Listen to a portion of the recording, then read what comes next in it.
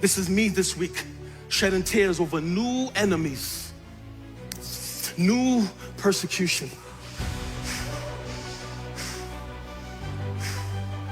and accepting it. And I'm saying, God, even if you don't change it, I'm gonna be faithful to what you call me to do.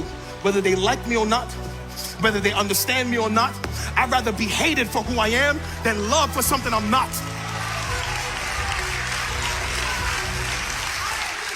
2 Timothy 4. It says, preach the word, be ready in season and out of season. That's basically means when it's convenient, when it's inconvenient, when it's not convenient, when they said it's convenient. Listen, you need to bring that word, preach that word, say that word, teach that word, whether it's comfortable or not. You need to convince, you need to rebuke, you need to exhort with all long suffering and teaching. Be ready when the time is right, and even when it is not. Keep your sense of urgency, whether the opportunity seems favorable or unfavorable, whether convenient or inconvenient, whether welcome or unwelcome. Correct those who err in doctrine or behavior. Warn those who sin. Exhort and encourage those who are growing toward spiritual maturity. Exhort them with inexhaustible patience and faithful teaching. Y'all, we got to preach. And if you're in your home as a husband, you need to preach.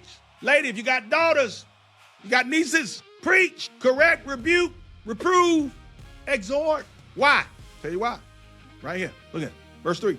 For the time will come when people will not tolerate sound doctrine and accurate instruction that challenges them with God's truth, but wanting to have their ears tickled. They want somebody to tickle their ears, somebody to say something pleasant, fresh, enticing, exhilarating, diabolical. It's interesting. It's great entertainment when I go to that church right there. They will accumulate for themselves many teachers, one after another, chosen to satisfy their own desires and to support their errors they hold.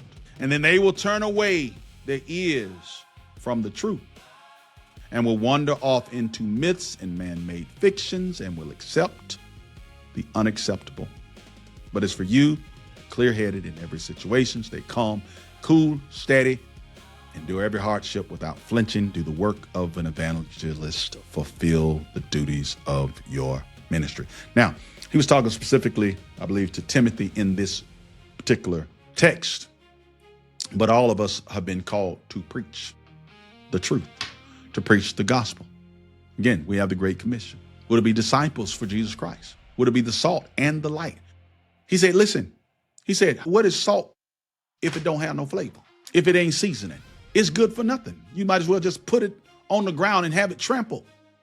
Y'all, he calls us the salt and the light.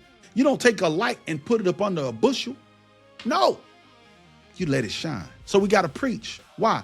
Because a time is coming when folks are just going to want to accumulate people, accumulate preachers, pastors, bishops, missionaries, whoever, to say something to them that make them feel good. That's relatable to who they are, relatable to themselves. That's what we're going to do. If we not diligently seeking him, if we're not working out our own soul salvation with fear and trembling, that's what's going to happen. And I had to look at myself and I say, you know what? Cap, you doing this here. You doing this here. You sitting up here having itching ears when it comes to this stuff. You're craving emotional stimulation over correction, choosing comfort over conviction. Now, I won't say all these apply to me, but some do. I try to stay away from the emotion.